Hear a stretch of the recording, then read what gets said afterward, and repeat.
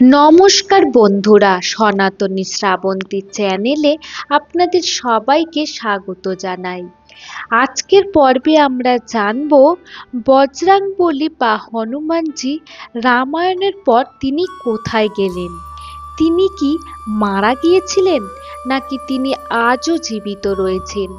আজকের পর্বে আমরা জানব হনুমানজি কি এখনো জীবিত রয়েছেন। তিনি ছিলেন শ্রীরামচন্দ্রের পরম ভক্ত। তিনি হিন্দু ধর্মের জনপ্রিয় দেবতা। তার উপরে অগাধ ভরসা রয়েছে লক্ষ লক্ষ ভক্তদের। অনেকে বিশ্বাস করেন যে তিনি আজও জীবিত, কারণ তার মৃত্যুর কথা কোনো গ্রন্থেই উল্লেখিত নেই। আমরা জানি চারটি যুগের কথা: সত্যযুগ, ত্রেতা যুগ, দ্বাপর যুগ ও কলিযুগ। এই চার যুগেই হনুমানজি তার অস্তিত্ব রেখে গেছেন এবং তিনি এখনো অধিষ্ঠান করছেন। সত্যযুগের শেষ ভাগে হনুমানজির মাতা অঞ্জনা ৭০০০ বছরের এক কঠোর তপস্যায় রত হয়েছিলেন এবং শিবকে সন্তুষ্ট করে ভগবান শিবেরই এক অংশ হিসাবে পান হনুমানজিকে। জন্মের পর তিনি পরিচিত হয়েছিলেন পবনপুত্র ও কেশরী নন্দন নামে। হিন্দু ধর্মগ্রন্থ অনুসারে ত্রেতা যুগে যখন শ্রীরামচন্দ্র ধরাধামে আসেন, তখন হনুমানজি রামচন্দ্রের পরম ভক্ত হিসাবে পরিচিতি পান এবং তিনি তখন অমরত্বের আশীর্বাদও পেয়েছিলেন। শোনা যায় যতদিন রাম ভক্তদের মুখে শ্রীরামচন্দ্রের নাম থাকবে ততদিন তিনি বেঁচে থাকবেন।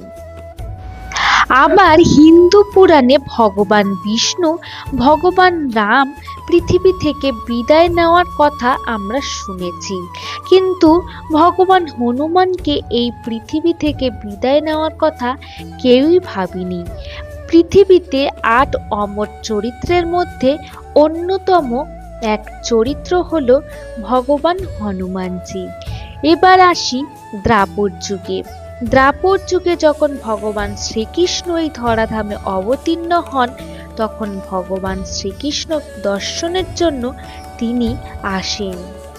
আর এই দ্বাপর যুগেই ঘটেছিল মহাভারতের কাহিনী।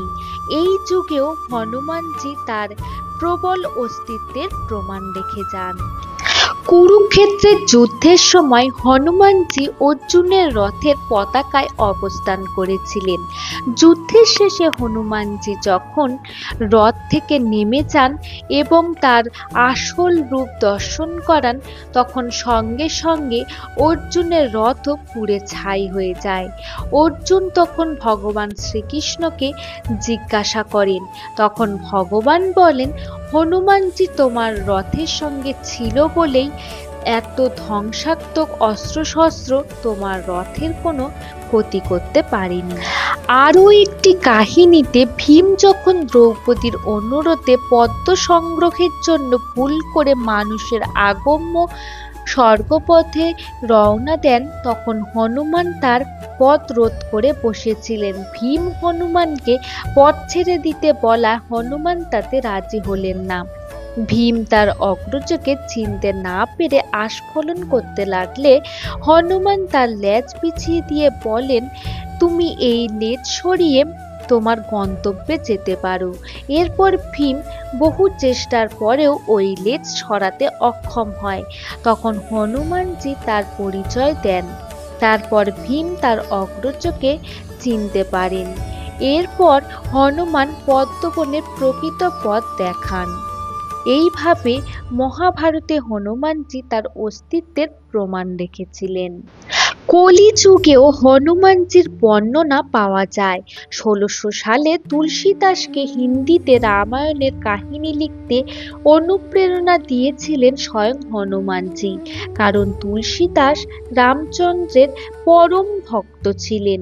পরে রামদাস স্বামী, রাঘবেন্দ্র স্বামী এনারা সকলেই হনুমানজির দর্শন লাভ করেছিলেন। শোনা যায় তিনি হিমালয় সংলগ্ন পর্বতে বিভিন্ন জঙ্গলে এখনো ঘুরে বেড়ান। শ্রীলঙ্কার আদিবাসীরা হনুমানজির বংশধর হিসাবে পরিচয় দেন। শ্রীলঙ্কার আদিবাসীরা হনুমানজিকে পুজো করার প্রমাণ দেখেছেন। তিনি এখনো বেঁচে আছেন বলেই পুরীর মন্দিরে আজও সমুদ্রের গর্জন পুরীর মন্দিরের অভ্যন্তরে প্রবেশ করে না। শোনা যায় হনুমানজি আজও মহেন্দ্র পর্বতের চূড়ায় তপস্যা করছেন কল্কি অবতারের জন্য। কলিযুগের অন্তে তিনি আবারও এই ধরাধামে অবতীর্ণ হবেন এই সৃষ্টিকে রক্ষা করতে। আমার আজকের ভিডিওটি এই পর্যন্তই রাখলাম। আজকের ভিডিওটি যদি ভালো লেগে থাকে তাহলে লাইক, কমেন্ট এবং শেয়ার করে দেবেন এবং চ্যানেলটিকে সাবস্ক্রাইব করতে ভুলবেন না।